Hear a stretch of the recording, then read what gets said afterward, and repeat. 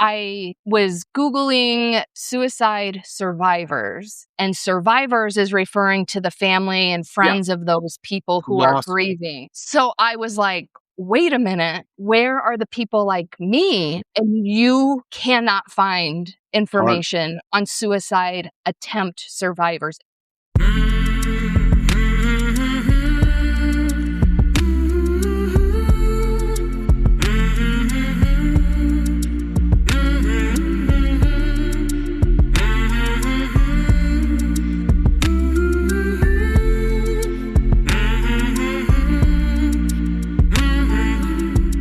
Hey there, my name is Sean, and this is Suicide Noted. On this podcast, I talk with suicide attempt survivors and ideators so that we can hear their stories. Every year around the world, millions and millions of people try to take their own lives, and we almost never talk about it. We certainly don't talk about it enough, and when we do talk about it, when we engage with people in pain, we are not very good at it. Most of us are really bad at it. Why would we be any good? We don't learn it. So one of my goals with this podcast is to have more conversations and hopefully better conversations with survivors, in large part to help more people in more places hopefully feel a little less shitty and a little less alone. We have had guests in 46 states and 26 countries and listeners from all parts of the world. So I suppose in some small way it is having an impact. Now, if you are a suicide attempt survivor or ideator and you'd like to talk, please reach out. I'd love to talk with you. hello@suicidenoted.com. Shoot me an email. I'll get back to you real quick. If you'd like to learn more about the podcast, there's a few ways to do that. The easiest way is probably checking out our website, which we are always updating. It's suicidenoted.com. If you are on Spotify or Apple or whatever platform, and you'll also find a lot of that same information. A friendly reminder that we have a weekly and sometimes bi-weekly poll on Spotify. It can be a little tricky to find, but click the episode, scroll down, you'll see that amongst other things. And if you give us a rating, hopefully a 5-star rating on Apple, that helps people find the podcast. I don't understand exactly how it works and all the algorithms, but it does. So if you think we are worthy of that, I encourage you to take a moment, perhaps right now, and do that. And thank you very much. Finally, we are talking about suicide on the Suicide Noted podcast, as we have been doing since 2020. My guests and I do not hold back, so please take that into account before you listen or as you listen. But I do hope you listen, because there is so much to learn. Today, I am talking again with Angie. This is an update episode. Angie lives in Hawaii, and this episode is a bit unique because Angie was the first person to do an update episode with me live on YouTube. So you can find this entire conversation live there on our YouTube channel, as well as our episodes, a bunch of shorts, and actually a handful of really interesting conversations I had with past attempt survivors on a variety of subjects. So check that out. I think you'll get something out of it. And please note, today's episode, it's long. There are rants. It's a good conversation, and it also includes a few people who chimed in on the chat. So let's get to it. All right, everybody. My name is Sean. It says Sean on here, so you could see that. And I'm not alone. I'm with Angie in Hawaii. And I spoke with Angie, almost 3 years ago. And I want to share with our audience, and you may not be watching this live, but it might be sometime in the future. Thank you for watching and listening and your support. This is a podcast primarily. We have 1 to 2 episodes coming out every single week for more than 5 years. I know you probably know that already.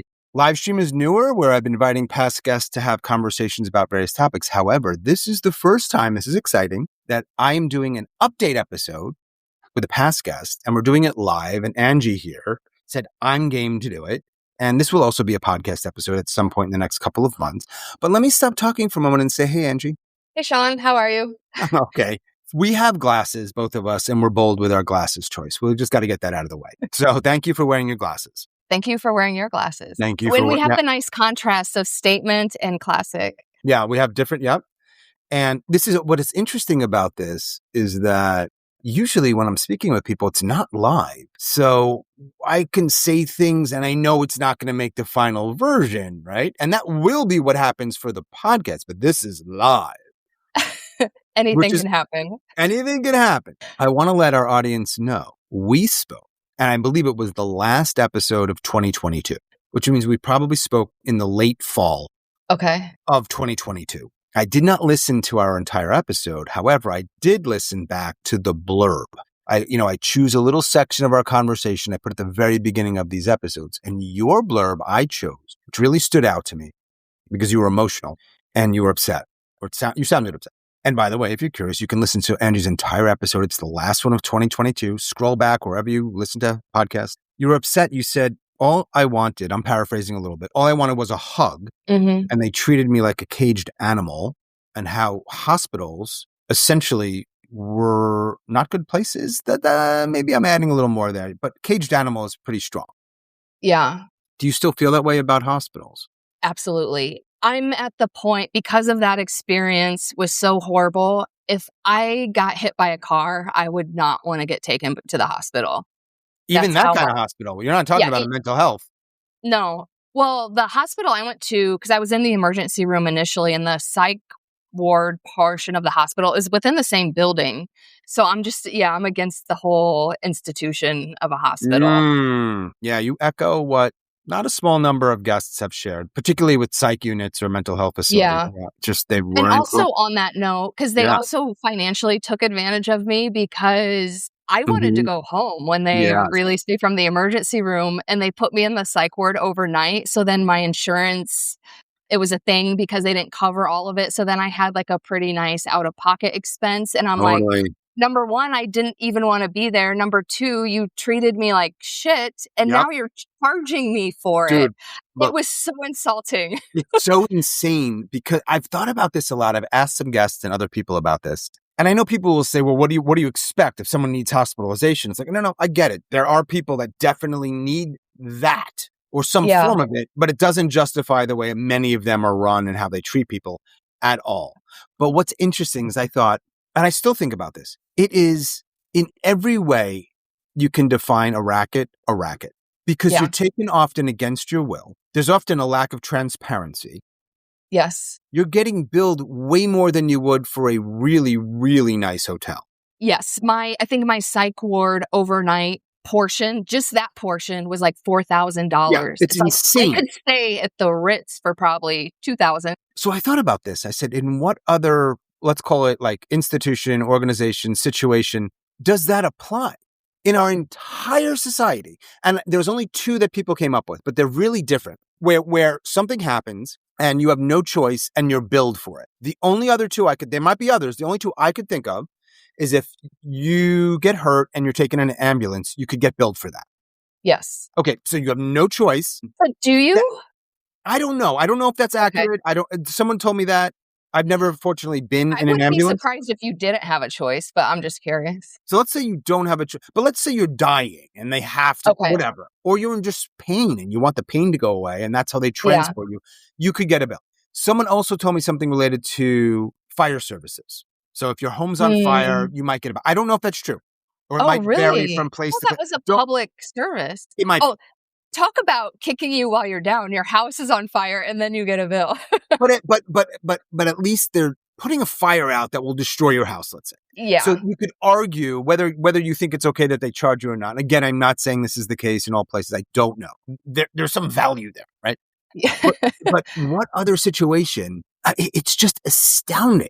In my experience, there was no value in the psych ward. Right. I would have been better off just sitting in my own bed, feeling miserable. Right. And I say, if these hospitals, and there's always going to be a bad actor or two in anything, but if these hospitals by and large were really helping, I might be okay with some of the things in terms of like, you don't have a choice. Well, I don't know. Yeah. Maybe. I'm actually kind of against that in general.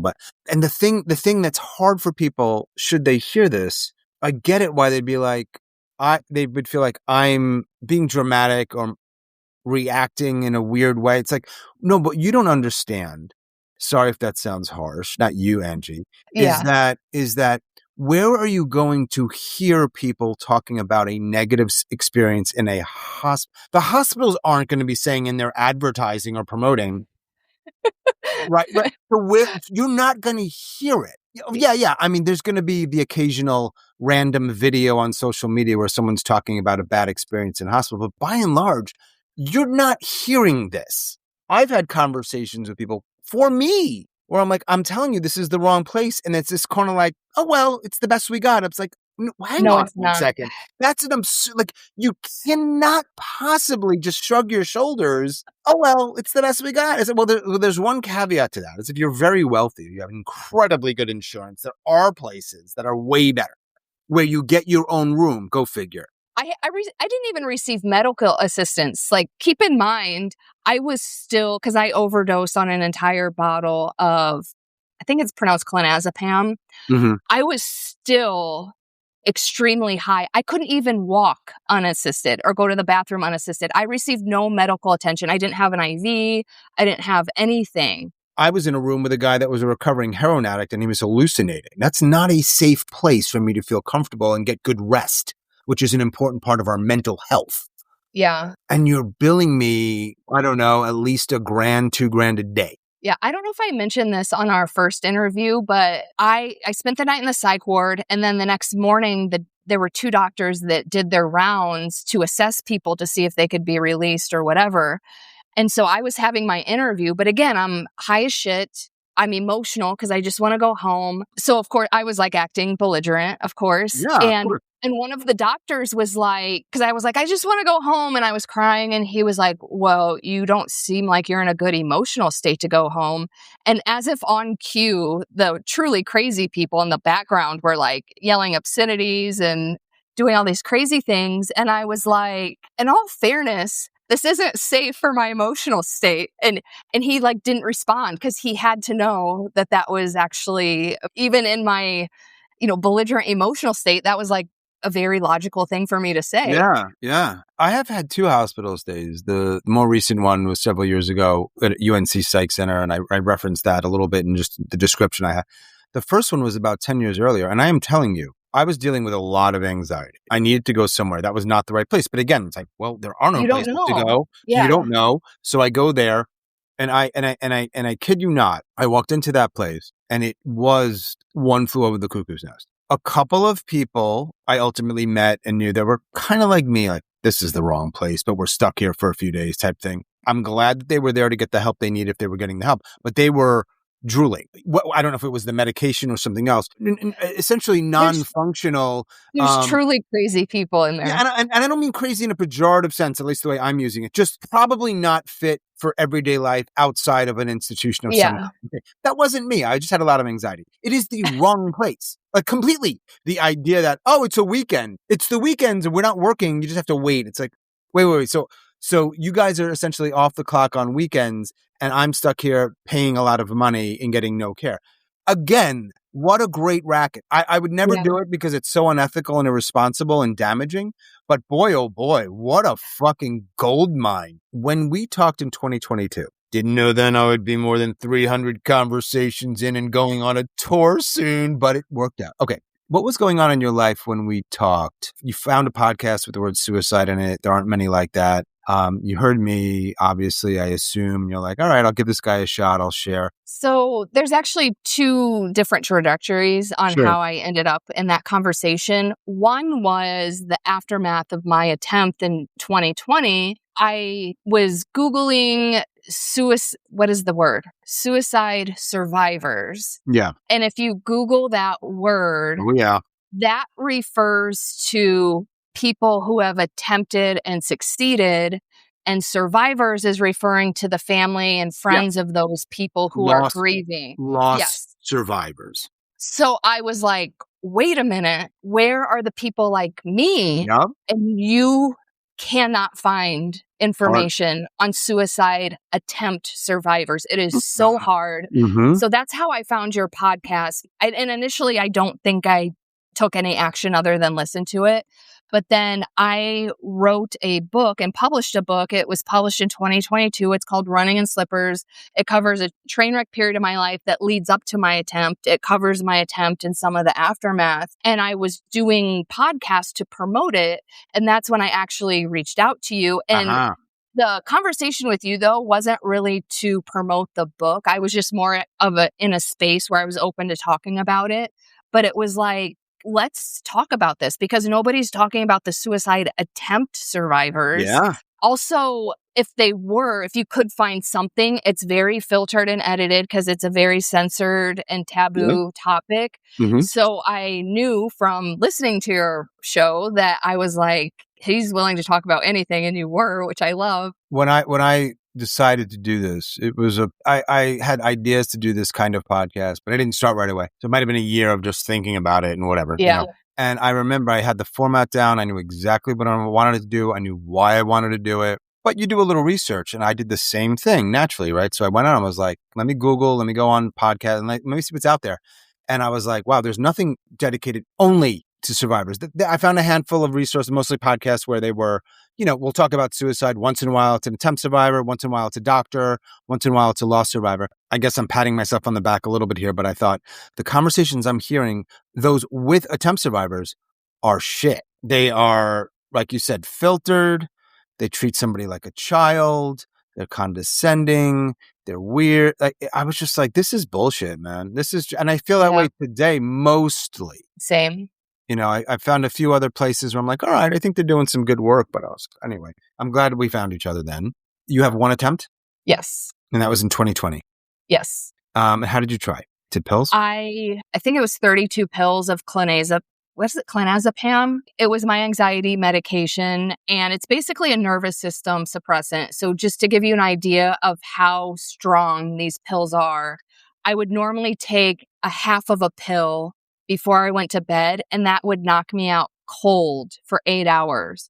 And I took 32 entire pills. So you wanted to die? Oh, absolutely. That was my goal. Let me ask you a tough question, but I think it might be answerable because you've spent a lot of time, when you're writing a book, you spend time thinking about this stuff. Kind of a question I'm not supposed to ask, but that hasn't stopped me in a long time now. Why did you want to die? I mean, it started in my childhood. My parents were emotionally unavailable. So among other things, from a very young age, I developed this belief that I didn't deserve to be loved. That belief, of course, dictated my behavior. So I went through life drawing in all these experiences, and I was a perfectionist. I was a people pleaser, and all of those things require, first of all, masking your true identity. I never felt like I could truly be myself.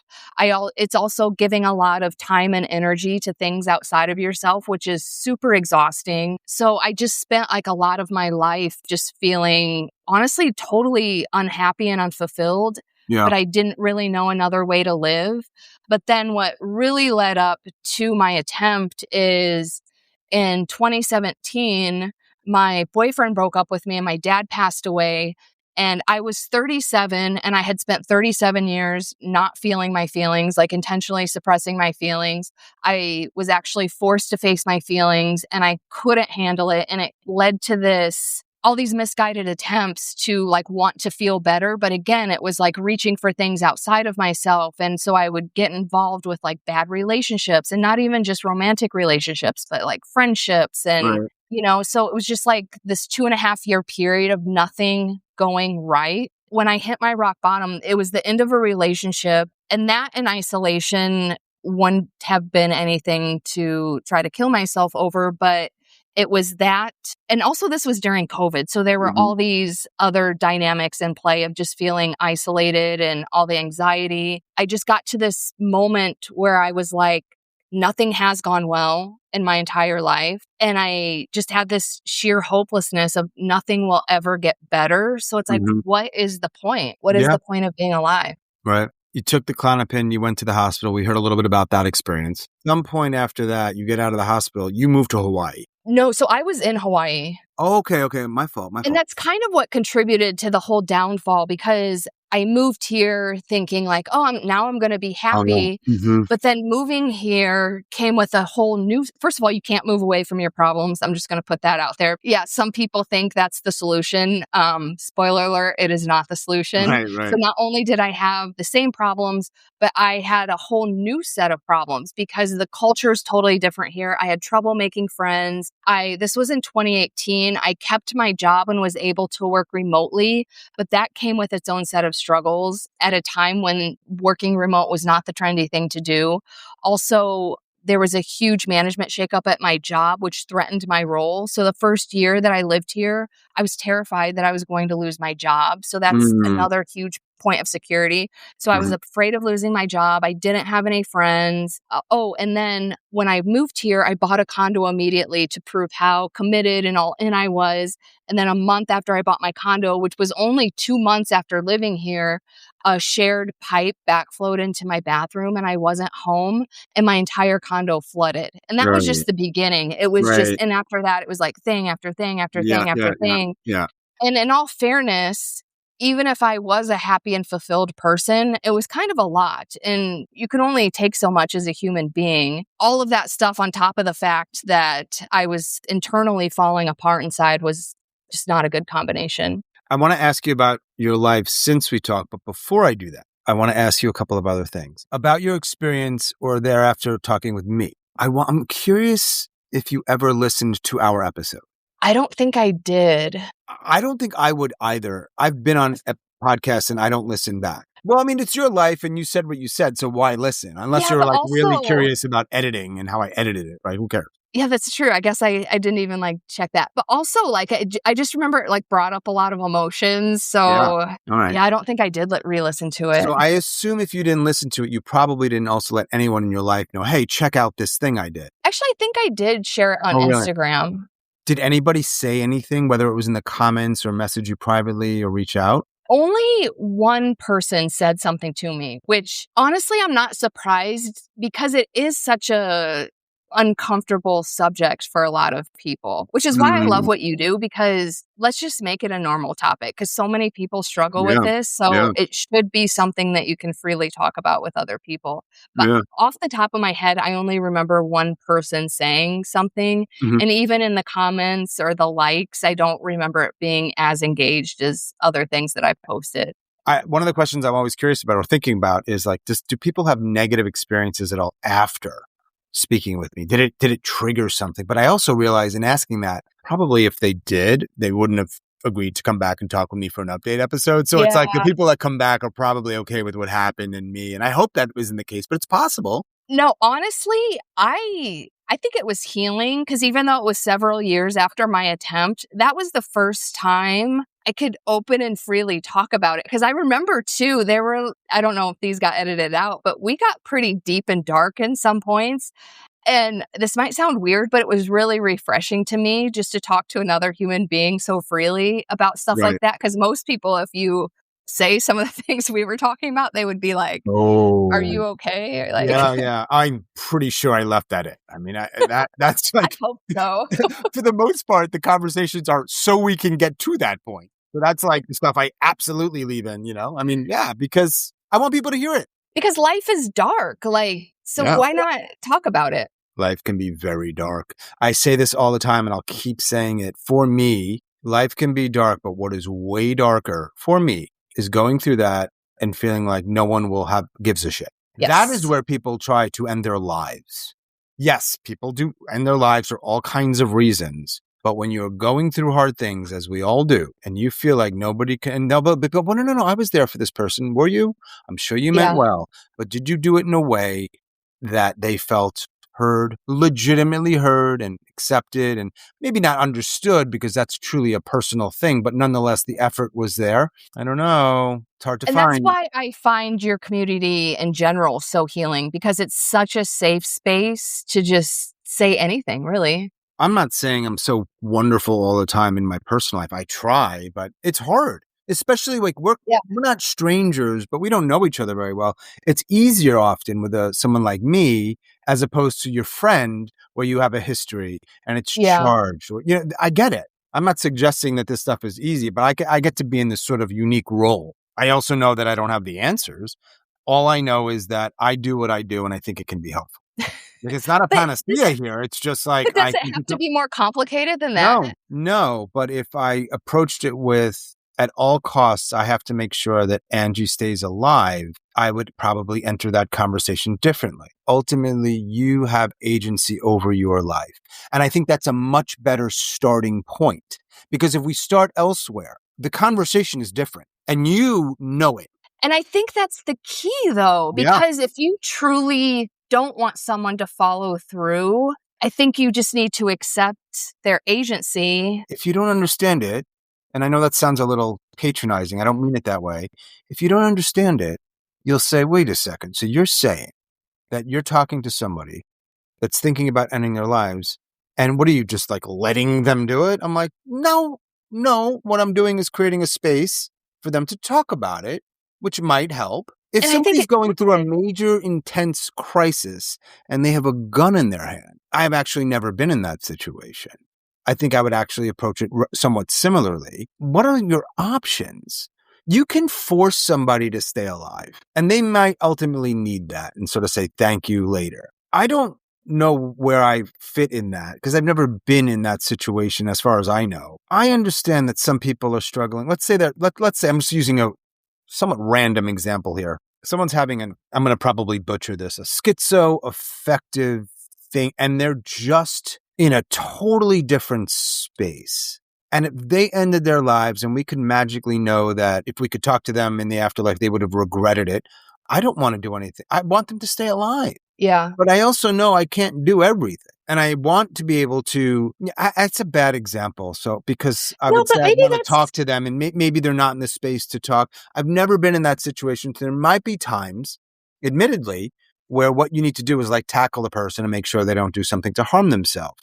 But that's not a common thing people are. Yeah, that's like true. 99 point whatever % of these conversations, that's not what we're dealing with. We're dealing with somebody who's struggling and probably doesn't have many, if anyone, to talk to. Are you going to be somebody that they can talk to? And if you think that that's just a means to an end, it might be. An end not meaning death and meaning to like getting better. But it is not only a means, it is the end itself. Sometimes that act alone can keep people alive. Hearing you talk, I think I'm better able to put it in the words. I think it's just accepting where they are. Yeah. There's so much compassion and understanding in that simple act. Whereas when you approach it from a space of, if they're wanting to kill themselves and you're like, no, don't do that, then that's like so resistant and conflicting and 100%. Almost telling them like what you're doing is wrong. You shouldn't be doing that. And that just adds to their internal conflict. Almost all the time. And so without getting on the whole prevention model, which I do think we were talking a little bit before we hit record, how this is in a way of, I think, a sort of kind of prevention, or maybe you could call it secondary prevention. But when you immediately kick in with imminent risk questions and call 988 and go to the hospital, what you're basically saying is, I do not accept where you are. Yeah. You're not saying, I don't want you to do those things if they might help. You're not saying, I wouldn't say that. People might. I'm also accepting this is a really tough spot. It is hard to find the words. Since we talked, no more attempts. You only had the one. Correct. And this is almost 3 years now. Do you ideate? I don't even know what the definition of that anymore is, because I used to think of it as I'm thinking about this plan and yes, I would actually follow through. Mm-hmm. I have thought, if I did it again, how would I do it? Like, I'm not going to lie. I've been on hikes and I've seen cliffs and I've thought to myself, well, if I ever did attempt again, this might be a good spot. I have, and again, those are dark thoughts, but I don't think I'm the only one who thinks them, whether you have attempted suicide or not. So I've had thoughts like that, but nothing to the extent of I would actually follow through on this. It's just kind of like, this is where my mind is going right now. I think ideation is like, I would actually follow through if shit started going down. I'm not sure the exact definition, but I think what you're sharing is more like active ideating, whereas it sounds like you sometimes still passively ideate. Yeah, right. I like that definition. Yeah. I want to read something to you. Someone's watching and they said and the magic of this platform, they can send in, they must have put something in YouTube. It comes to me. It's from Wild. I like Wild. Thanks, Wild. It said we're live streaming. We're like reading a chat live. We're old. I'm old. I don't know if you're old. I feel like I'm trying to be young and I'm like, not. And I'm like, fuck it. All right. I don't know exactly when Wild wrote this, but he or she or they wrote so very relatable. It was about the hospitals. Hospitals in Boston are downright dangerous. I'm not exaggerating. I feel the same about hospitals as well. I think Western medicine is going to do me in the end. They're literally psychologically torturing people in hospitals, putting trauma victims and survivors on violent units with violent, aggressive, sexually harassive men. It's unreal and disgusting. I'm reading verbatim here. Harvard training hospitals are some of the worst. Private hospitals are flat out unethical. What I've seen is beyond the pale. I like that expression, beyond the pale. I do too. Including seeing people on the spectrum of vulnerable, violently attacked. Shadow banning happens with these huge industries, getting away with abuse and neglect all day, every day. By the way, all of my social media accounts are being shadow banned. That sounds conspiratorial. It's not. No, it's not. It's real. I think during live shows, it would be nice to interact with the audience in chat. Yes, Wild, I hope you're still here. Let's interact. You and Angie want to interact. Yes, this is new. We love it. I was just writing about this in the chat. McLean is a mess too, honestly. I think, wow, okay. Hey, Wild, you know what, man? Message me. I want you on. I don't know if you're a suicide survivor or not, but if you message me, hello@suicidenoted.com is an email. Let's have you on a live to talk about this stuff. I want to continue reading. I'm almost done, but just to honor what McLean wrote and get it out there into the world. Don't shadow ban this YouTube. Speaking of McLean, Wild writes, it's like they kidnap you, put you under duress, coercive force drugging till you're dizzy, and then they expect you to stay calm while being harassed, objectified, threatened, and intimidated. We are mental health commodities in these places, not equal humans. We are the product. But and I will tell you, even though the people that are watching this might be a bit of a self-selected audience who kind of already, quote, get it, if other people see this, they will sound, it sounds extreme, but it's true. It sounds so extreme. And this is a one-off. I am telling you, it is not at all a one-off. I don't need to say this to try to get more likes or clicks. I really don't give a shit. I'm on Sean's group chat, so I can confirm. And even if you say, well, it might be not uncommon, but it's not super common. I don't have the numbers because that data will be impossible to ever get. It is pretty common. Wild then ends, Running with Slippers by Angie Hawkins. Adding the link to the book in the show notes would be great. Okay, we got to get the link out there. The book is actually running in slippers. Oops, I'm still here, says Wild. I just started making some curry chicken salad. I will definitely email you again, Sean. I appreciate you both so much. You got me with the curry chicken salad. I'm 47. I've witnessed this over and over for 20 years. If you keep chatting here, I will keep reading it because it'll give us even more to talk about, me and Angie. How fun is it that people are watching this? And I love this. Yeah. I also love that it resonates. Of course. Yeah, totally. Yeah. And hey, if you totally disagree. I don't love that it resonates. But if somebody disagrees with us, I'll read that too. I don't need everybody to agree with me. That's at all. I mean, it's just an opportunity to continue the discussion. Since we talked, and I know we're going back a little bit, have your ideas or views on suicide or suicidality, whether it is your own experience with it or sort of a more general feelings about that stuff, have they shifted at all? I don't remember what my views were then. They're probably the same, but I definitely have different views than I had before.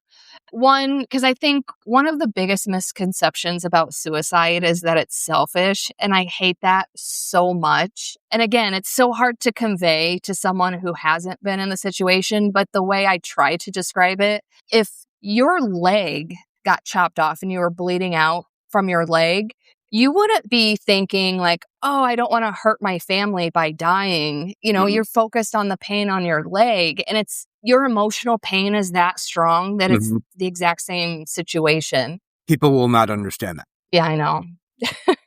I wonder if there's any way to bridge that gap. I've come to the point where I think you kind of either get it or you don't.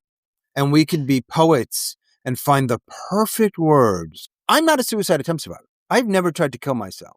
So I was going to say, unless you've been there, you don't get it. Well, but it doesn't mean I can't be empathetic and say, I don't understand this, but that doesn't mean it's not real or true. And I want to hear what you're saying. I've never been pregnant, and I don't think I ever will be, right? But that doesn't mean I can't hear someone's pain and say, God damn, that must be fucking hard. Yeah, maybe it's just the empathy. But on the topic of censorship, I remember one time I saw a post, probably on Instagram, about suicide. But the post was like, oh, it's selfish, blah, blah, blah. Yeah. And of course, there were thousands of comments. 99.9% of the comments supported the post. But I remember there was this girl, her comment was her sister had committed suicide. And she said, I'm so glad she did because she was so miserable and her quality of life was shit. And I liked it and commented to that. And I saved the post, but when I went back to the post because I wanted to take a screenshot, that comment was gone. And it's like, but I loved it because it's like she gets it. Because if you're in a vegetative state, your family and friends pull the plug, right? Mm-hmm. So she was basically saying the exact same thing because she knew her sister's quality of life was such bullshit. I mean, look, if you don't get it, and I'm not here to talk on behalf of anybody other than myself, I lost my best friend to suicide for what it's worth. And I think that's why you are compassionate about it too. I'm sure it plays a role. Yeah. What you could take the angle, and I'm not suggesting how you should think or feel at all, and my words won't make a difference. You are you. I am me. Angie is Angie. There's one way to reframe it, though. You could say it's selfish. They weren't thinking about the impact it would have. And it does, let's not pretend, have an impact on people. Yeah. But another way you could reframe that is to say that is how much pain they were in, because they probably did understand the impact it could have. Yeah. But that is how much pain they were in. Just let that resonate for a second. Let that marinate a little bit. And by the way, let's assume they have thought about that. Most people think about this stuff. Yeah, there are impulsive attempts. Most of them are actually not that impulsive because it might seem impulsive. They just drove their car off the side of a cliff. They've probably been thinking about this for some time. And I'm pretty sure most people in that thinking are also thinking about their spouse, their kid, their parents, their friends, their coworkers, people at their church. They are. I don't know this for sure. I'm just going by the conversations I've had. Come on, man. Give people a little credit. That's the pain. You haven't been in it, maybe. Okay, but that's the pain. Did I ask you about the pink and purple pill back then? Was I asking that? Do you know? Yeah, because I remember what that question is. Pink and purple pill, it's not real. But what it does is if you choose to take it, you go to sleep, there's no pain, you die, and nobody knows it's a suicide. And I simply asked my guests, what would you do with that pill? Do you remember what you said back then? I actually don't remember what. I probably said that I would accept it. Mm-hmm. I probably wouldn't have taken it immediately, but I would hold on to it just in case. Most common answer.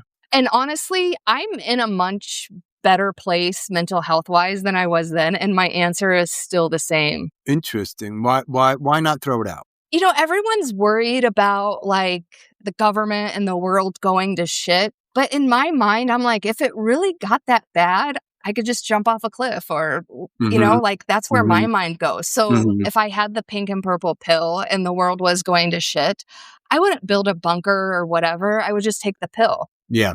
At least you don't have to deal with the aftermath of maybe surviving an attempt and being a quadriplegic. See, and that's the other thing, because once you survive, you're like, oh, shit. I wouldn't want to. I live on the 20th floor, but I'm like, I think there's a chance you could survive. And then my life would be even worse because I can't walk and I'm who knows what kind of brain damage I would have. And, right. So one of the cases for sort of a death with dignity type of thing, right? But, I get it. That's controversial. I also ask people memoir titles. I don't need to do that with you. We don't need to create a memoir title because you have Running in Slippers. Yes. So the question, obviously, if your memoir is Running in Slippers, is how often do you run in slippers? I personally do not. Wait a second. Is this a metaphor? Yes. And I don't know if I explained this to you before. So I live in Hawaii. Flip-flops are called slippers. So it really means running in flip-flops. Okay. There is a reason why I named it that, and that is explained in the introduction of the book. But it's also a metaphor because if you run in flip-flops, that can be playful and adventurous and fun, but it can also be scary, painful, and dangerous if you fall, which is like life, because life is hard and it can be fun and you can have these fun adventures, but you can also fall down and hurt yourself. Okay, so but flip-flops isn't because it's slippers in Hawaii and you're living in Hawaii, but what do they call slippers in Hawaii? You don't wear slippers because... Wait a second. You think in the entire state of Hawaii, there's not some, I'm going to say woman, it could be a man, at night, getting out of bed, going to the bathroom, what do they put on their feet? Nothing. They do too. This is crazy. What are you saying? They don't allow slippers in Hawaii? Of course they do. Well, okay, two things about that. First of all, it's a very barefoot... Actually, three things about that. It's a very barefoot culture here. All right. Two, slippers are generally used to warm your feet. Right. And then also, there's a large Filipino culture here. And in the Philippines, you leave all your footwear outside your front door. You don't even bring it in your house. So you would definitely not wear any kind of footwear indoors. It's possible there are people who wear slippers here, but got it, because you have transplants, right? So transplants are used to wearing slippers. So maybe they call flip-flops slippers and they call slippers slippers. And you understand what the person means by context. Probably. Because if you're inside, you're probably wearing house slippers. And if you're outside, you're wearing flip-flops. Yeah. Right. Yeah. You wouldn't wear traditional slippers outside, unless you're running from like a burning building. All right. And then how many pair of flip-flop slippers do you have? A lot. Because that's all I wear now. But like, what would people do if they like hate the way their feet look? I mean, I have bunions. I don't necessarily love the way my feet look, but it's just so comfortable. Actually, a lot of people just go barefoot here. It's an island. There's definitely island culture. I mean, there would be something worth exploring, being okay with your feet, regardless of how they are. I mean, I feel like I go to the mainland and I'm like shunned because of like what I'm wearing, or like people think I'm weird for wearing flip-flops, but I'm like, this is all I have. Well, we were talking before we hit record, and it was based on a social media post I saw of yours. And I hope I got this right, where it's like at some point in your life, and I think more recently in the last number of years, not going back decades, you have these funky glasses that you're wearing, like right now.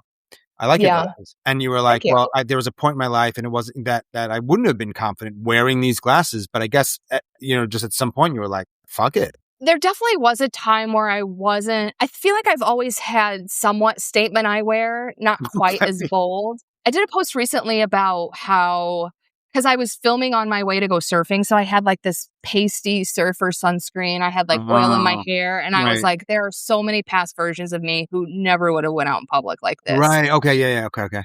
But that also applies to my glasses, because I also wear like the statement sunglasses. And like I was saying before, I have been criticized about my glasses.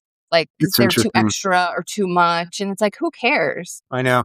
For me, I got to a point with two things that are visual. And I think it might have been around the same time. And it sounds so unimportant, but it actually was important. When I was like 30, I shaved my head. And I did it on vacation because it's easier to do when you're not home. And I remember thinking, because I was starting to lose, I never liked my hair, and I was starting to lose some of it.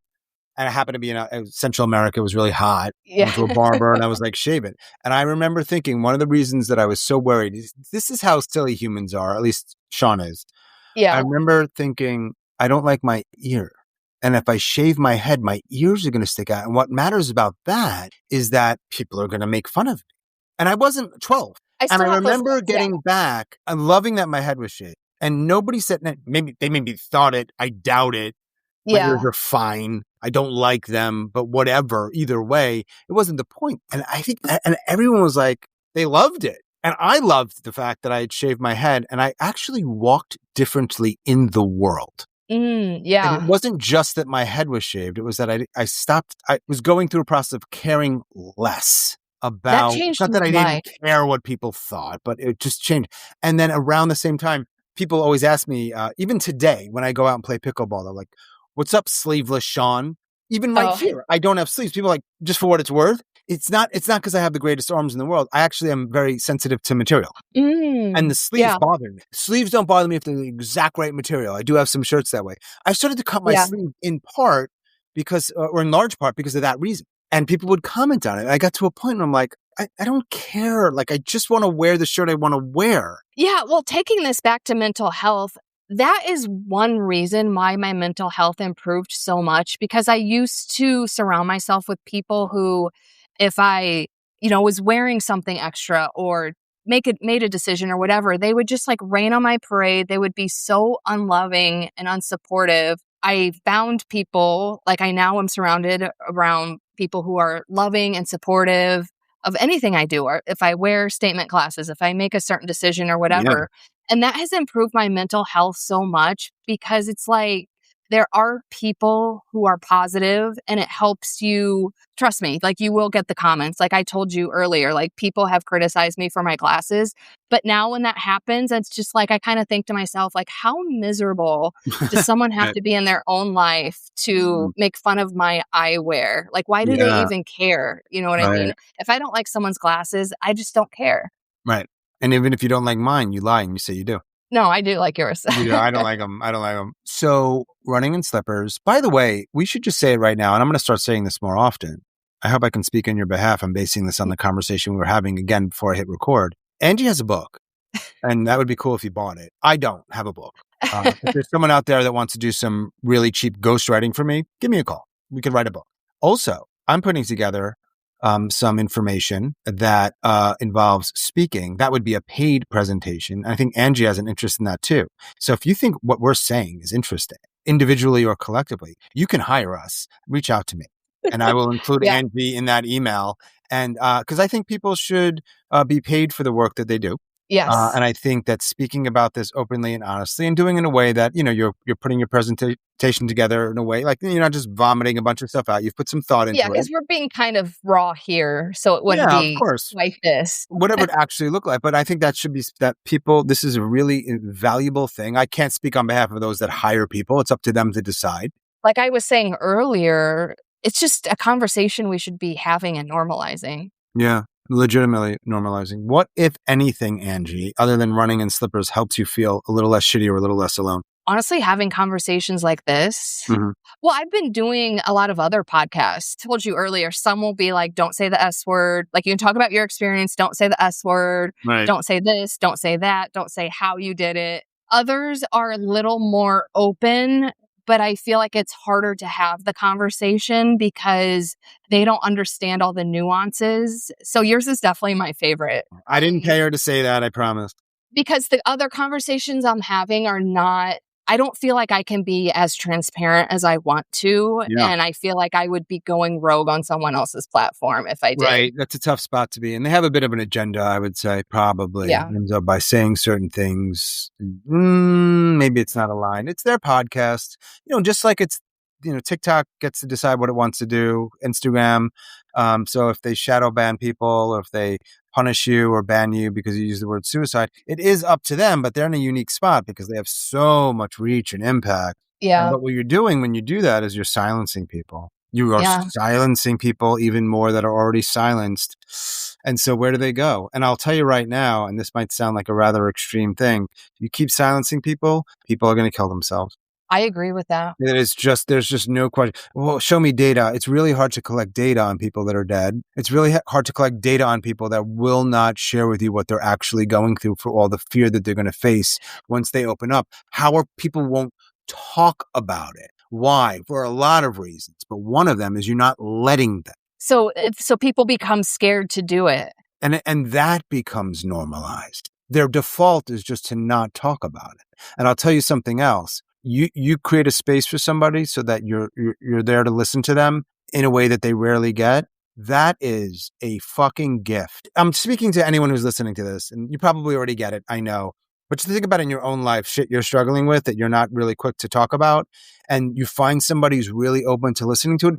Remember that feeling, because that is hard to find, almost like someone's strangling you and you're just not. Literal, like think about the literal, what it feels like to be like cutting off air. It's, you can't. And all of a sudden it's like, no, you can breathe.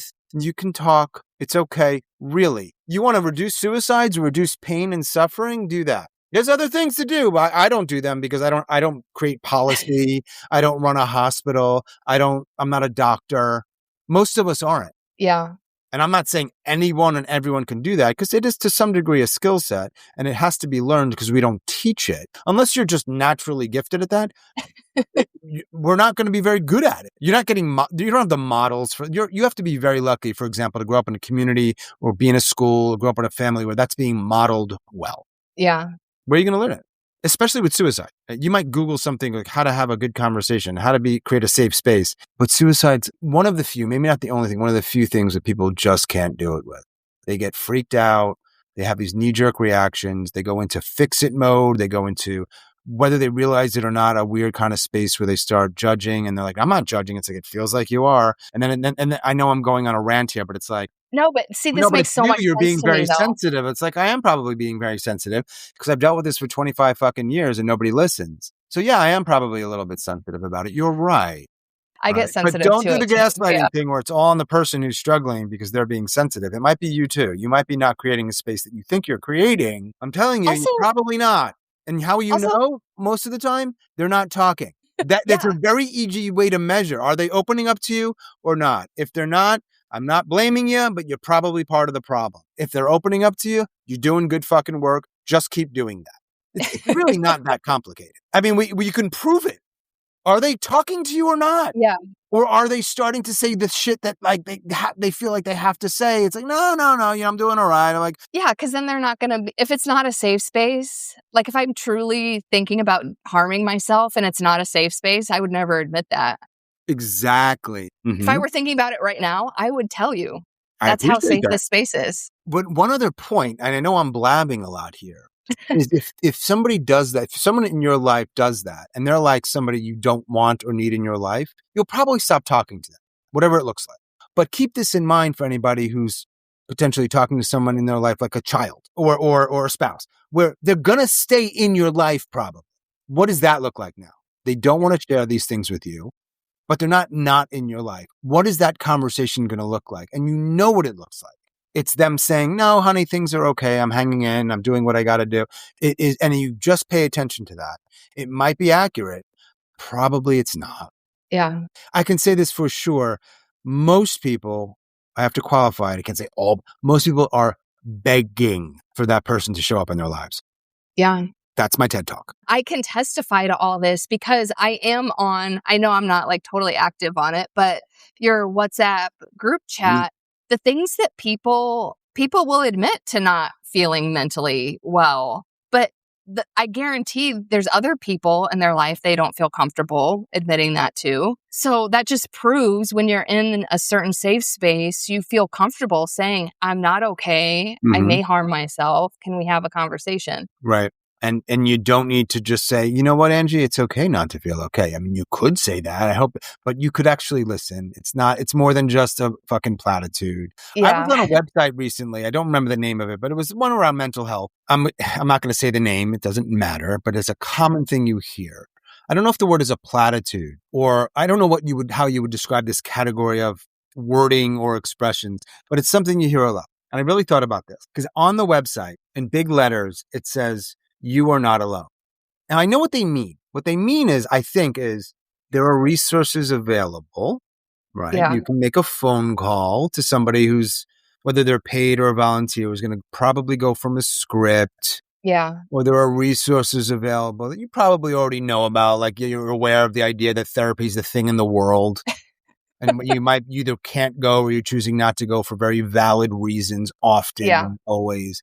But I thought about these words, these expressions you hear that are very common. You'll see them all over social media. Sometimes on the organizations, the biggest organizations, mental health or suicide awareness or suicide prevention. And you'll see these all the time. And I know this because I see them because that's how algorithms work for example, on Facebook. Hold up. Because I was reading You're Not Alone and I'm thinking about my own life. And I thought, no. I'm totally fucking alone.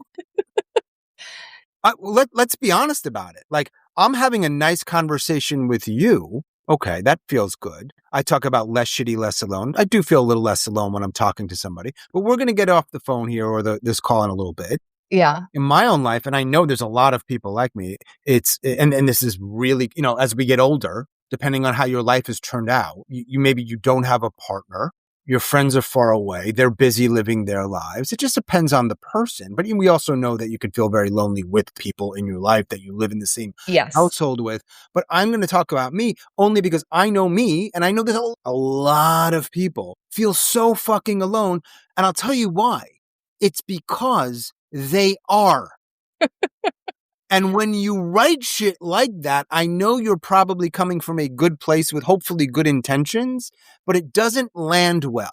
It doesn't sit well because it feels dishonest and simplified and weird and more just a reminder. And I know a website is a limited way to communicate. You're limited by words on a page. And, of course, it's not the same as a conversation. But for guys like me and people like me, and I'm telling you, there's a lot of them, that's a weird thing to hear. Because it just feels dishonest. And I feel that is so common in the mental health spaces. I call it bullshit. And I think there's a place for bullshit that some people are like, oh, yeah, that little mantra or that little platitude, this little you're not alone. It's like, that might help. But there's a huge number of people where it's like, what? It just feels dishonest. Well, also coming from a large organization, it's just, because it doesn't even feel like it's another person writing that to you. It's like, all I see is some communications executive typing this out to hand to the website developer. And I'm like, that's just so weird. And we're talking about people's health. I've got a lot of examples of these. Let me just give you one more, and this comes up. This is the type of thing where there is value to it. I get this. I get it. But for so many people, it's just like, wow. They read it and they're like, what the fuck? And that is, quote, and you've seen this, just talk about it. Yeah. Now, I want you to just, because, hey, we're talking about it.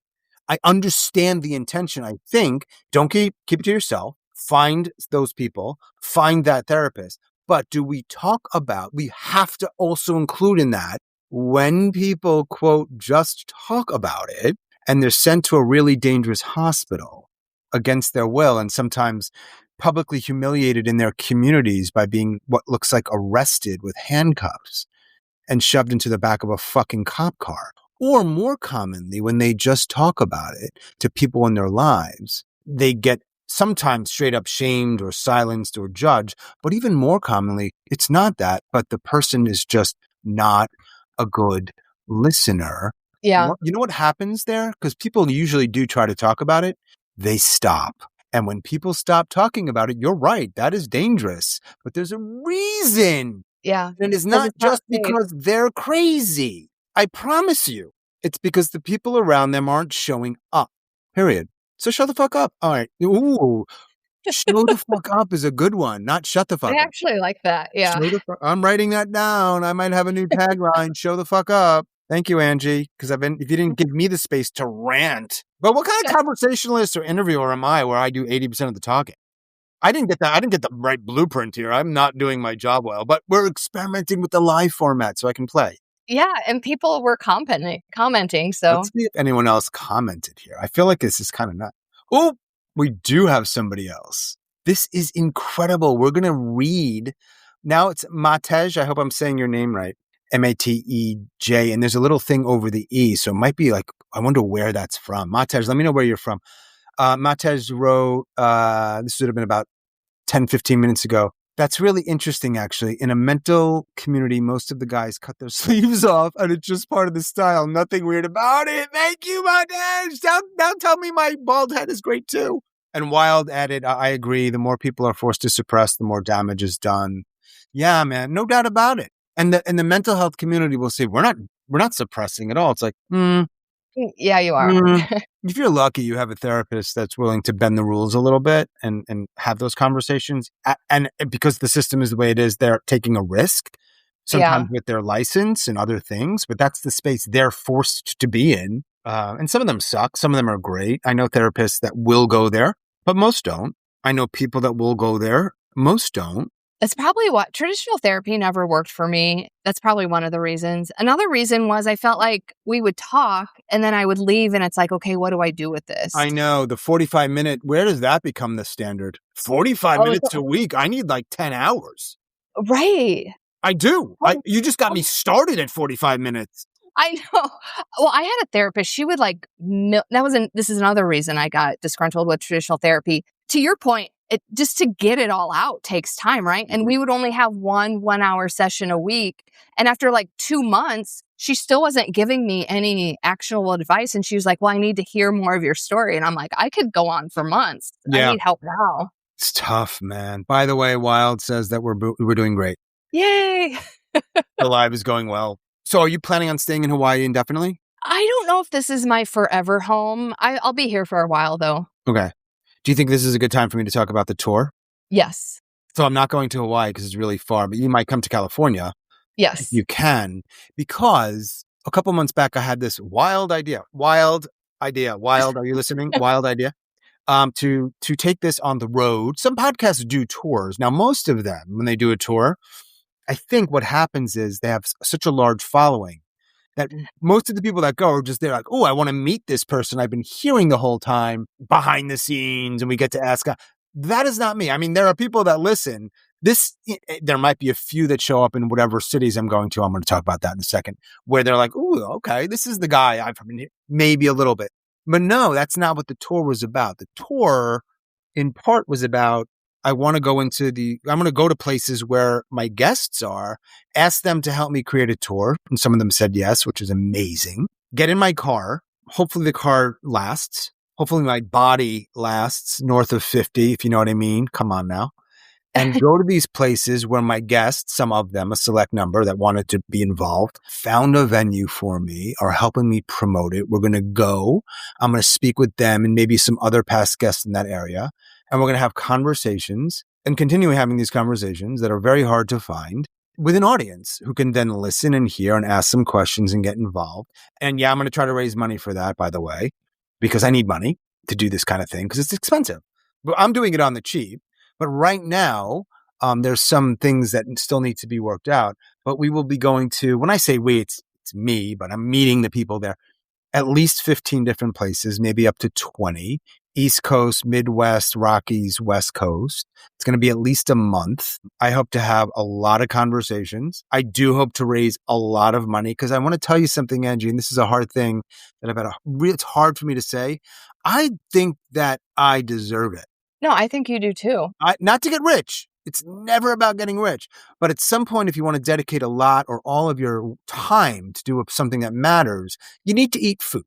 Now, unless Angie, you want to be my benefactor, or there's a sugar mama out there, sorry, that wants to... I quit my job 3 months ago, so that is not me. Not good timing. Right. So, hey, I was joking about the sugar mama thing, but I don't, my life, just for what it's worth, like I don't have a partner. I'm not wealthy.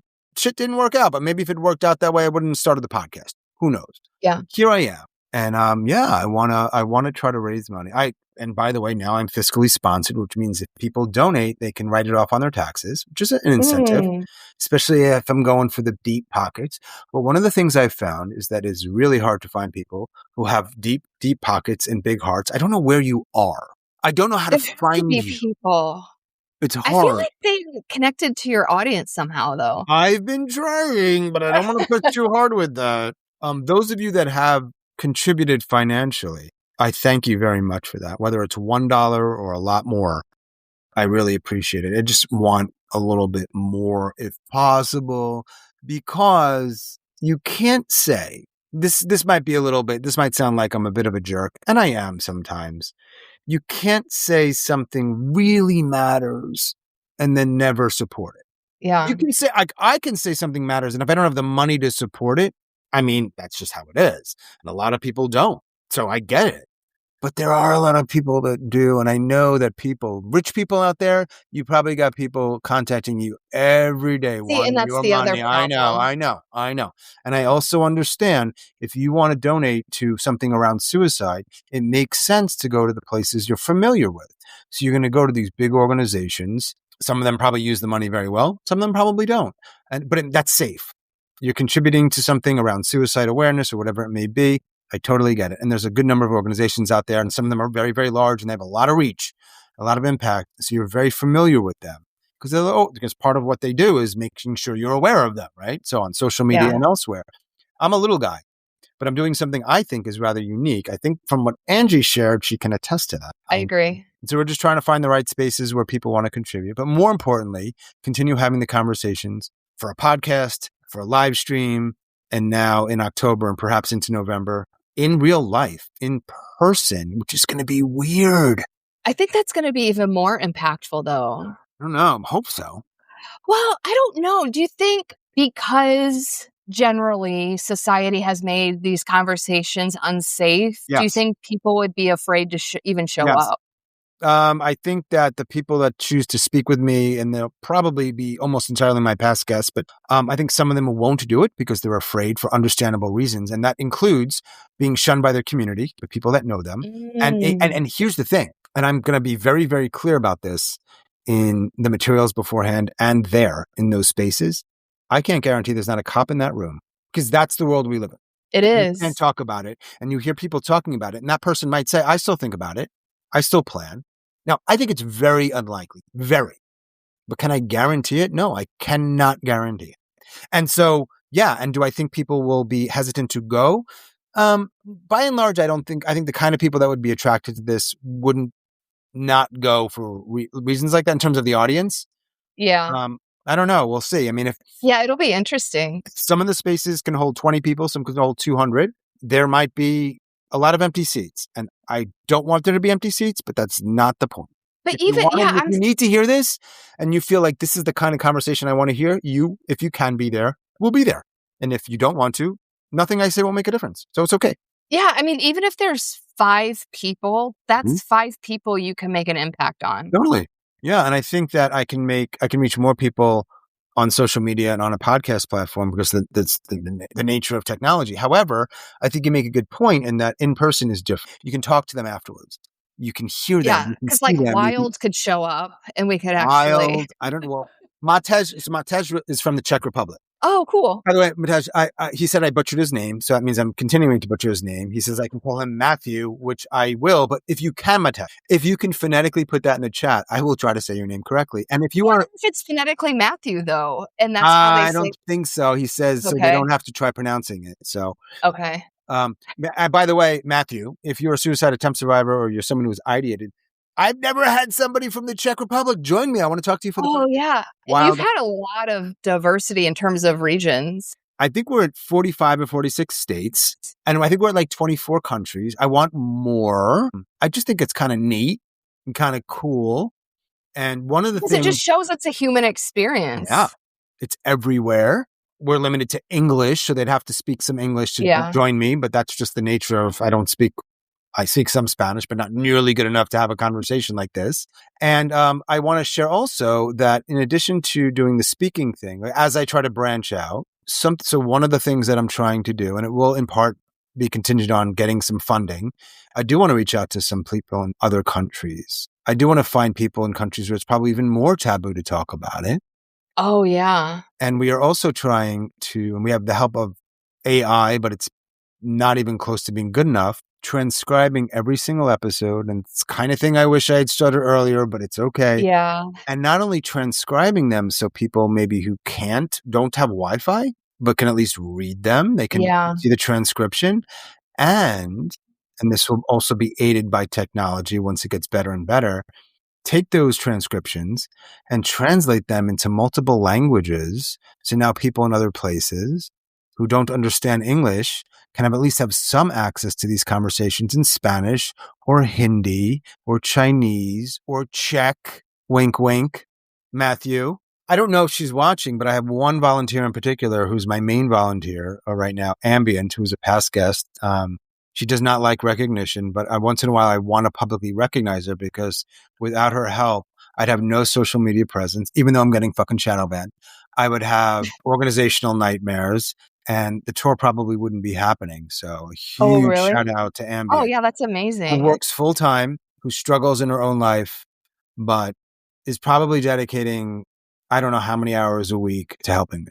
But you're probably giving her a sense of purpose. Because I remember when I was at my lowest point and coming out of that, and that's how the book, I had the idea for the book, but how I really became committed to writing and publishing it is because I just needed a purpose. And that was the only thing that got me through the day for so long. Yeah. So that's probably her thing. I hope so. That's the kind of thing that she would have to say. Publicly. Yeah. I wouldn't say something like that. But I imagine it helps in some way. By the way, Wild said, I would love to show up. I think she means to a live event. I wish I could meet you and Angie in California. I'm in the Boston area now. I love this expansive vision. Wild, if you're still here, you need to email me because we're going to Massachusetts. We already have the date set. It's Sunday, October 5th at 1 p.m. in Gardner, which is probably an hour to 90 minutes from you. I expect to see you there. I expect you if you want to join me on stage. Now, I understand most of my guests on stage will be past guests because they know me and they trust me, I think. To get some random suicide attempt survivor to trust me to speak openly in their own community about this is a long shot. But if that's you, Wild, you are invited to join me if you want to just come to be in the audience. That's an amazing opportunity. Yeah. We are going to be doing it at Alyssa's Place, which is a nonprofit there that offered their space for free. They do some incredible work too. And there'll be a time after the conversation with the guests to have an extended Q&A. Oh, okay. Wild, you don't have a car. I may be able to arrange you to carpool with somebody, but you have to reach out to me because I don't know where you are. I don't know how to contact you. But if you reach out to me, hello@suicidenoted.com. I will try. I can't promise, but that would be really cool. That would be cool. I don't know if there's any buses, but I know that's a big ask. If you can, that'd be cool. And now Matej says, okay, Damn. All right. He tried to do it phonetically. The J is like a Y at the end of play, and I have no idea I how to see say it the now. TE. It's like TJU, but oh my God. Machui. Fuck. Sorry, bud. You can make fun of me. You see what I'm seeing here with all the... I don't understand what he's saying. He put in like phonetics, like the legit phonetics you'd find in a dictionary. I don't know what that means. I asked him to do it, but I don't know how to do it. Anyway, let's just call you Matthew because you're okay with that. In all fairness, you did say that, but I knew that's not what you meant. That's how, if you go on dictionary.com, that's what it would say. No, but like, all right, so my name is SCAN, and that doesn't sound like the way you say it. If it were me, I'm not going to a dictionary. I would put SHAWN. But the problem is right now is it doesn't translate into, like, the E has a little thing over it. Like, I don't know how he would be able to do that. But you can do it like this. Here, I'm going to put my name phonetically. Angie. Right. God, we're putting so much pressure on Matthew in the Czech Republic now to get it right. And he's just trying to do the best he can. And he's somewhere in Prague or somewhere in the Czech Republic, which, by the way, used to be one of my favorite countries growing up when it was called Czechoslovakia. That was a tie with Yugoslavia. I love the name of those places. The other thing I joke about, and this will come if anybody grew up in a place like that, they're probably going to be livid with what I'm about to say, because it is coming from a place of entitlement and privilege. And I know this, but there was something about, for some reason, I always say Yugoslavia in 1974. It was the heart of the Cold War. It was the heart of like the Soviet satellite. And it sounds like for a lot of people, it was a really hard life. But there's one thing that I'm attracted to. And it's the simplicity of choice, because there's so much choice here that I get so overwhelmed that it shuts me down. And it's a half joke and it's probably in poor taste. But I think, man, I just want to go to a store and there's only 3 choices of sneakers. It's the same sneaker and one's yellow, one's green, and one's blue. I can choose from that. Now, someone would say, well, what if there's 50 sneakers? That's better because those 3 sneakers are still there, but you have 47 more options. Not for my brain. I stopped shopping for sneakers and now I have really old sneakers. Because I'm from Chicago, so you go into any store, there's a gazillion of anything, especially like the grocery store. If you go in the grocery store, there's like 100 different kinds of yogurt. And then I moved here, and at first it was really jarring to not have things available. But now I like it because it's like, okay, now there's 3 kinds of yogurt. So it's like I don't have to waste all that time deciding and whatever. It's like just grab the one and go. So I actually think it's actually a more simple life and easier when you have less choices. I agree. I mean, and someone who has almost no choices in their life would say, are you kidding me? So maybe I'll see you in California. I would be willing to speak and show my face and all the things. Yeah. I mean, I'm kind of at the point, if I disappear one day, it's because I'm too vocal. I'm okay with that. You would disappear away by being like thrown into a dungeon of a mental health facility? No, like sometimes the government makes people disappear when they're too vocal about things. About suicide? Do you think that's a possibility? Maybe. I don't know. Maybe. I think there's things they don't want us to talk about. Probably. I mean, if you're just, whether it's suicide or other thing, you're just talking about it to be purely contrarian, okay. But I think we agree, and I'm pretty sure this applies to a lot of people who are at least familiar with this podcast, and plenty of other people too, is like, the reason we're doing it is for a reason that is, I think, a good reason. Yeah. I don't see how it personally benefits me in any other way. I hope, like I said, I hope to get funding, but I'm never going to be rich. I don't need to see my face on lives. And even though I rant, you don't see, like on my social media, it's almost all audiograms of my guests. Yeah, I don't think I've ever seen your face. You don't see me I think it would actually help me and help this whole cause to be more. And it's because people need to connect it. Okay. Yeah. But you don't see that much because I don't focus on me. I might sound like I do when we're talking here for 90 minutes. I understand that. Yeah. But this is my opportunity, right? But there's a reason for that, is I don't want to make it about me. And the point is, I'm not doing this because I want people to see me. I don't. I will do it. But it's not about that. The point is, I think that there's good intentions. But it is an interesting thing that I write in my little bios on social media. I don't put suicide prevention. I put suffering reduction, which sounds weird, but it's that makes perfect sense to me, though. I like that. Right, because I think as a byproduct of this work, people will be less likely to harm themselves because they don't want to harm themselves. Because their suffering has been reduced. Not so that's why I because like they it. want to harm themselves and they are forced to stop temporarily. And there's a big difference there. There's a huge difference. Right. Those are two totally different things. They are totally different things. And so, all right, Matthew, I'm going to say Matthew. Thank you. I love my country a lot. I kind of agree with you about the lack of choice being a good thing, only if it wasn't the only good thing about being Soviet satellite. Right. Yeah.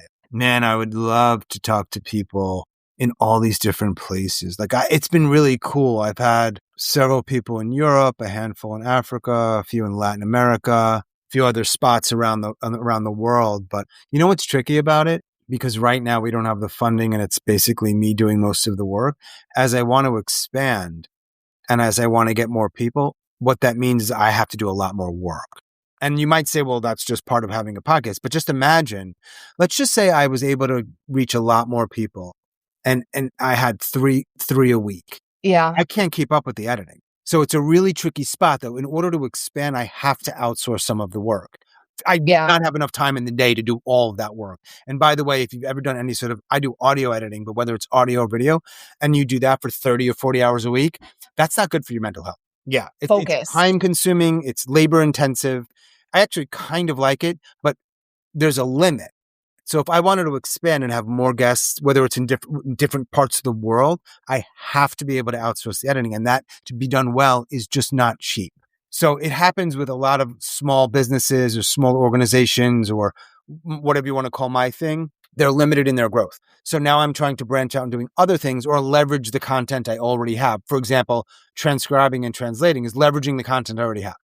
Yeah. A lot of my social media is leveraging the content I already have. And the speaking thing is just an opportunity to not only talk about this more and invite past guests on, but to make money.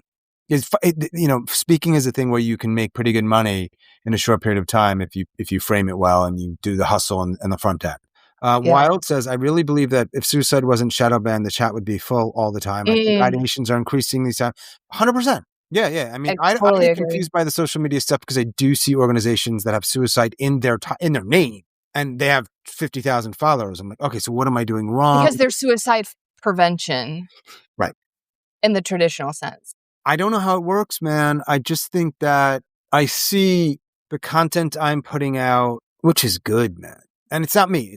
Just to be clear, at this point, it's mostly not me. It's just my guests and clips, and it's powerful and it's strong. It's even aesthetically pleasing, I think. Like, and that matters. I get it. Like, it's kind of cool the way it looks. It might sound, and you've got the little, they're speaking and you see what they're saying. It's got the little. Yeah. Like, are you talking about like your TikTok format?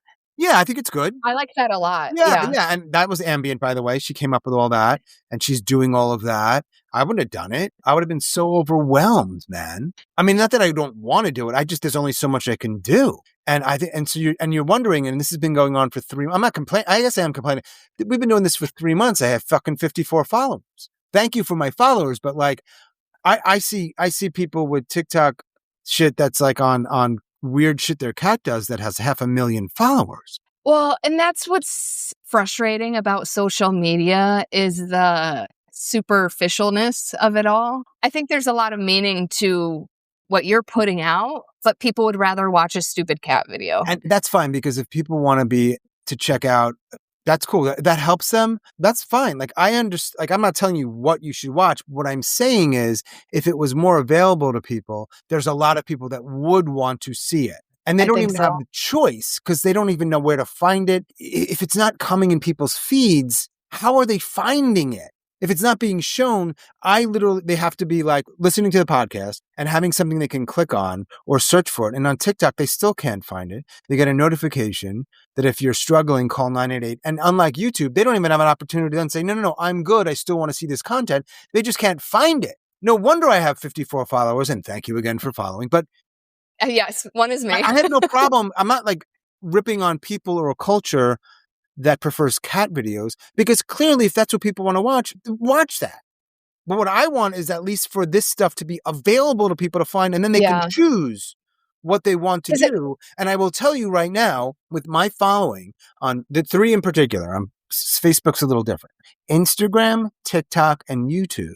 if you see the content we're putting out and the regularity of the content and the quality of the content, okay, and then you look at the number of subscribers we have, and sure, there's things I could be doing better with hashtag. Sure, you can always be like more efficient or understanding the game and the hacks and all that shit. It's probably part of it. If you see how few subscribers or followers we have, now 3 months isn't a long time, but it's not a week. It's astounding. One of the reasons I have to believe, it's not as if these places messaged me and said, oh, by the way, Sean at Suicide Noted, we're shadow banning you. That's not how it works. Yeah, they don't tell you. They just don't show it. So I want them to know, and they don't give a shit, I know, that by you not showing that to people, I promise you, you are causing harm. You might be thinking by not doing suicide, by not talking about suicide, we are in some way helping people because we don't want to give them ideas. I will tell you that might be true to a small percentage of people. There might be a 13-year-old out there who has access to TikTok, hears these videos, and gets an idea. Is it possible? It is. I'll tell you what's happening. But here's the thing about that. You talk to suicide attempt survivors, so I feel okay saying how I did it because it didn't work. Exactly. They survived. Right. But nonetheless, Yeah. I get the thinking that kids might see it. And if the parents don't have the controls done the right way, you don't know. And let's play it safe. And the way you're playing it safe, and this is how we do it in the whole community of treating most things like a crisis that needs to be sent to a hospital against their will, is anybody talking about suicide, and just about, there's some exceptions if it's like a researcher maybe where it's clear that they're just talking about it. It's not a personal. What you're doing is to say, like, sort of throwing the baby out with the bathwater on crack or steroids is what you're doing. So to play it safe, you're eliminating all conversation about it. And I take and this is going to shock some people, more utilitarian perspective. There may be a tiny percentage of people who are affected in a way, but there's way more people you'll never know about who never call 988 because they know what happens when they call 988. Yeah. There's way more people that would benefit from this, but they can't even find it. Check this out. I just want to read one more thing. This is going on for a while and I love it. I want to just read what Wild wrote, and then I want to remind me to say something about what I say in the introduction about how many people try to end their lives and where I get that number from. Wild also wrote, I've been watching for years. I'm so frustrated this podcast isn't getting more reach. The shadow banning defies our constitution. Ooh, shit. Yeah. So I don't know about that. So I say in the introduction, Isn't millions that of people, freedom of speech, right? I don't know where you draw the line because a private business can do what they want. I don't know with the social media. It's weird. Is it journalism? Is it not? I don't know. But I say in the beginning, and I don't know how the introduction of my podcast episodes are essentially the same or similar, particularly the first part. And it evolved. But at some point I started saying every year around the world, millions of people try to end their lives and we almost never talk about it. Where do I get that number from? Well, I'll tell you where I get it. We know, for example, in the United States, you can look back, the most recent numbers are like 2023, 48,000 people. Now we know for sure that 99+% of people who are deemed suicide were suicide. That's how they die. We also know that a lot of people who die where it's deemed something else were suicide. That number is always going to be lower. But even if we just use that number, 48,000, it is impossible to know how many people attempt. Average numbers, and I've researched this, right? They say for every person who died by suicide, there's 20 people that try. That number is probably also low. But let's even say it's not only low, it's high. It's half that. That means in the United States, way conservative, 500,000 people try to end their lives. I just did the math. 500,000. Now it's probably a couple of million, but let's just say it's 500,000. Now we look at the world, and I'm going by like the World Health Organization. I'm not going by some random fucking person on Reddit. Okay.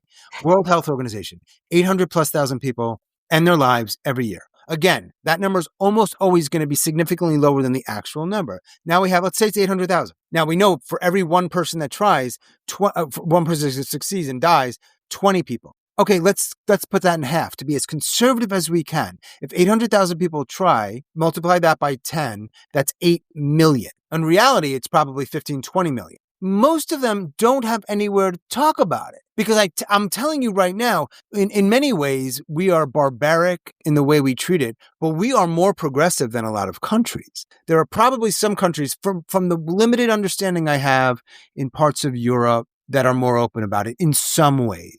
That's a small percentage of the number of people in the world. I can tell you that the majority of the world where people live, it is more dangerous to talk about it than it is here. It is more taboo. It is more potentially dangerous. In some places, it remains illegal. So there's nowhere to talk about it. And even if there are places, like I don't think we'll ever hear the following statement really coming from someone's mouth. There are too many places to talk about this stuff. There's just way too many places to talk about this stuff. That's never going to be a problem. So no, we live in a world with technology now. There's about I'm guessing 8 billion people. Of those 8 billion people, some of them are children. Some of them are really old. They have no idea how to use technology. There are billions of people in the world, right? At least half of them have Wi-Fi access. Guessing. I can only speak about the English-speaking world. There's one person in the world, in the English-speaking world, who has a podcast that is dedicated to suicide attempt survivors where they can talk about anything they want. Now, I don't say that to boast. I say that as a condemnation. Fucking astounding. Like it's a shame on you that you're letting a random fucking dude in North Carolina who I think is doing a good job with it. This is who you're letting do. Like, what are you doing? Well, they're barely letting you do it. Yeah. And you're making it hard for me. What are you doing? Go search on podcasts. Go on Spotify. And if I'm wrong, I will own up to it 100%. You're not wrong. Go on Spotify. There's millions of podcasts. Go on Apple. Go on YouTube. These are massive platforms. Massive. See who's having open and honest conversations about this. I actually know of 2 or 3 people. And again, I'm not including podcasts where they might have a handful of their episodes dedicated to a attempt survivor. Yeah, you're talking about that is the thing. But I'm telling you, and I'm sure there are some exceptions here, most of them where an episode is with an attempt survivor, I'm sorry, I know this is super subjective. They're not doing a good job of it. They're not. Because I think their perspective is just giving you the mic is enough. It's like, no. When you approach them in these weird ways where you're like diagnosing them or candy coating things, or in your experience with suicide, don't say the word suicide. Don't talk about method. Don't talk about this. What are you doing? What are you doing? And I know that there's best practices for media and journalists, and I don't know if I fall in that category, and I'm not even sure those are valid and if they've been tested because you don't want the copycat and all that. I'm not pushing back hard against that. The journalists play it safe, have things they do, they've been researched, that's fine. The point is, I have found 2 or 3 other human beings in the English-speaking world who do this and do it well. One of them is on YouTube and they have about 15 videos. And he's more of a filmmaker. You want to find it? It's really easy to find. Go find it on YouTube. And one other person who has a blog and she does some photo work and she's pretty big in the suicide space and she does some great work. That's it. And everybody else who you say, and some of you are attached to big organizations, here's what they do. We have all these people that tell their stories. And 9 point whatever times out of 10, do you know what that looks like? It's a short little blurb, which they talk a tiny bit about the struggle. When I was 19 years old, I tried to take my life. Maybe a couple more sentences. And the rest is about their recovery. Yeah. And they're probably also giving a big shout out to the organization that's featuring them on their website. I've got no problem with that. I think people probably see that and get some whatever. But you're not letting people talk about it when you do that. You're giving them a tiny little leash and saying, whether you're saying it explicitly or otherwise, but mostly we want to talk about how things are okay now. Are you talking to the people who are not okay now? They don't have a bow to wrap up. They're still struggling. There are so many fucking people like that. The passive ideators are my most interesting group of humans. It's the largest number, and it's one in a weird way that are silenced the most. I think so too, because what I told you earlier, I would never tell that to anyone else. What am I really doing? Like, you might be wondering, people, wait, well, what qualifies you, Sean? I'll tell you, I don't know what qualifies me. One, I made a choice to do it. I tried to do it well and ethically and responsibly, but honestly and openly. I have a master's in teaching. Does that play a role? Probably not. I was a crisis text line counselor for a little while. Does that play a role? I don't think so. I decided to do it. I give a shit. I lost somebody. I've struggled for years myself with ideating, and I didn't read a book about it. I didn't take a course. I think it's just the empathy. You can do it. It's doable. Not for everybody. There are people that suck at it and will always suck at it. I'll be honest. There are. Yeah. I don't know what's up with your brain. I'm sure you're awesome at some stuff. You're never going to be good at this. My friend Sharon, who's a public speaking coach, she hates when I do stuff like that. She's like, everyone can get better. I'm like, I didn't say they couldn't get better. I'll say they still suck. Yeah. But many people, you can be better at this. Part of it's a choice. Part of it's just learning a little bit. Part of it's getting out of your own way and having some awareness. I'm going to boast on your behalf, Angie, and Sean's behalf. It's listening to these kinds of conversations and taking some of the ideas and saying, all right, what did he do there? What did she do there? That's how you open a conversation. That's how you remain non-judgmental. That's what curiosity looks like. That's what it looks like when you don't close down a conversation. I fuck it up. I get it wrong. That's why these lives are risky for me, because when I edit, I get to edit that shit out. Or I get to do it and I can say, oh, my bad. I'm sorry, Angie. Like, I didn't mean to come off as a dick. I actually don't have to say that very often, but I could do it when we're editing, right? And and the people don't hear that. I can't do that. And that's one of the reasons why I wanted to do a live. I'll fuck it up. If you own your shit and you say, Angie, you know what? I think what I said was weird and I didn't mean to. Most of the time, not all, you'll be like, it's cool. It's cool. I get it. Oh, Matthew, I don't know why your last message got deleted. I promise you I didn't delete it. Oh, shit. Maybe because I used the S word. Oh, that's insane. No way. Okay, no. Matthew, if you're still here, I want you to use that word again, and I want to see if it gets deleted, because that would blow my mind. That's insane, because I don't see it. Angie, I want you to write the word suicide in there right now. Wild wrote, what you're doing is being honest and not bullshitting, and it's so refreshing. Thank you, Wild, and thank you, Matthew. Angie just wrote the word suicide. Now, I don't know. This is on live. This is a live thing on YouTube. It's also on this platform called Riverside where I'm recording. It's a little better than Zoom. Right now, I see the word suicide is staying there. We'll see. I don't know. I mean, maybe it's because I didn't use it in context of anything. I don't know how these bots do their shit, man. These algorithms are weird. Oh, Matthew. All right. Thank you, Matthew. Word test, suicide, word test. All right. I'm going to write something here too, just to play around. Like, I don't think suicide is selfish. Just see what happens. Interesting. All right. They're staying there for now. Maybe it takes a little while for the bot, or maybe, I don't know. We'll see. I think this is the first time in any of my lives that more than one person reached out in the chat. Oh, thank you, Wild and Matthew. Thank you, Wild and Matthew. And Angie. This has been so interesting. I want to do more lives. Oh, you see what this is only up for 20 seconds. We can show it here. We should be allowed to discuss suicide as much as we want, whenever we want, however we want. That's from Wild, and we can see her, the little heart thing she's got there. Oh, it's Wild Light Art. And then I can show this on stream for 20 seconds max. Check this out. Thank you for keeping me company we're this making afternoon. People happier. I'm happy hanging out. We're going to word test this, and we're going to put it on here to see if they now nix it, because the word suicide is now, people can see it. We're just testing you, YouTube bot algorithms, or maybe it's Riverside. I doubt it's Riverside. Are you going to nix this or not? All right. Now this I have 20 seconds max, so it's going to go away, I think. All right, Matthew, thanks. He's getting up early. It's after 10 bye, Matthew. Oh, Matt in school. Thank you, guys. Come back, Matthew. Appreciate your support and chiming in. Get some good sleep in the former Czechoslovakia, one of my favorite countries and one of the hardest countries to spell. Oh my God. Try spelling Czechoslovakia. It's easy. Yeah, but good luck after that. Good luck after that. We're just dumb. I'm just a dumb American. I'm not going to speak for you. Angie, you're a smart American. I'm a dumb American. North American, or whatever we want to call ourselves. What's the rest of your day like? I'm going to take a break and go surfing, and then you just get to hang out and surf in the middle of the day? It sounds like the dream life, right? But I'm actually kind of on a time constraint because I have more calls this afternoon, and then I have some stuff to do this afternoon. So it's kind of like the only time I have to go. I'm not questioning anything about your productivity or anything like that. How far is it from where you're sitting right now to the closest waves that you sometimes catch?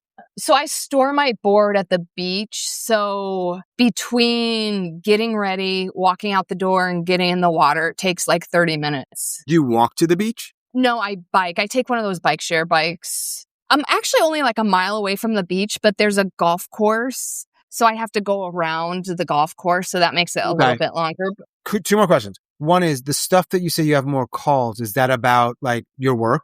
Yes, because I quit my corporate job and I started my own business. And I'm also trying to get some local public speaking gigs. Yeah, so all my calls are related to my new business. That's so cool. Holy shit, this is interesting. I'm going to put this up. This has to be. I think it was the context that he used the word. Not a suicide attempt, sorry, because if I was to, I want to do it properly. I'm scared of being strapped down to a wheelchair. This was the message he sent with the actual word that got deleted. So that's what I'm saying. I think it's the actual context that because scroll up and all of them are there. Maybe it's just getting deleted on his side. I don't understand. I see them. No, this was the original message, though. Oh, okay. That's what he's saying. And now he edited it so it would actually show up. So you put the word suicide in this thing I just put up. Let me put this up again just so people can see it. So in this message, this S asterisk was fully written out. Yes. And because he wrote potentially what the other stuff here is, it got deleted, but our test didn't have this sort of context, so it's still there. Yeah. I don't blame you for being scared of being strapped down to a wheelchair. That would shut somebody up. And that's what would happen, unfortunately. Imagine some of these hospitals and some of these places, including some parts in the United States, I'm sure they're like fucking dungeons. They really are. If you hear that and you're thinking, well, you're the problem. Yeah, because that makes you want to kill yourself even more when you're treated that way. I'm telling you, you are entitled to feel and think however you want. I will never tell people what they should be, but that is a problem. I'm not sure you should treat criminals that way, but that's how you're treating somebody. Because they're suffering. Because their life is hard and shit is hard, whether they have a mental health condition that's diagnosable or not, whether they're taking medication or not, whether this or they're not. They're in pain. You don't go to places like this unless you're in pain. You don't try to end your life or think about ending your life unless you're in pain. I can say that almost unequivocally. I'm not every human, so I can't speak for every human. I'm telling you, this is about pain. But this person who's in pain is like acting out and they're yelling. Well, what kind of conditions are you putting them in? Do you think if I put you in a place like that for a couple of days and treated you like shit, you wouldn't yell a little bit? And let's look at this. You yell when you don't get quick service at a fucking restaurant. Exactly. You leave bad reviews on Yelp when the waiter isn't nice to you. You feel like it's something you should speak up about. How are you going to do 2 days in an ER where nobody's communicating with you and you're fucking scared and you have no idea what's going to happen and people aren't using your name and they're just treating you like a fucking animal and they're putting you in this small... How are you going to do? It doesn't matter to you because you're never going to be there. I'm telling you, you would start acting like an animal. I'm just going to put a wild word and then we're going to go, okay? Okay. Locking people up, drugging them, and censoring them is not going to lead anyone to happiness. The method is absolute madness. Threatening and intimidating people in crisis is very dark and ugly. And then she wrote this. I don't know what it's going to show. And I do think that in order to be a psychiatrist and hospital professional, you should have to experience what it's like directly. Yeah, I mean, there's something about lived experience that is you cannot replace. But just because you haven't gone through something doesn't mean you can't be empathetic. All right, have a good, enjoy your surf, enjoy your work. We'll talk soon. Bye. Sounds good. Bye. Ciao. As always, thanks so much for listening and all of your support. And special thanks to Angie in Hawaii for this rather extended update episode that was live on YouTube. Thanks, Angie. If you are a suicide attempt survivor or ideator and you'd like to talk, please reach out. hello@suicidenoted.com. I would love to talk with you. I appreciate you listening. I appreciate your support, whatever that looks like. Thank you so much. And that is all for this update episode. Stay strong. Do the best you can. I'll talk to you soon.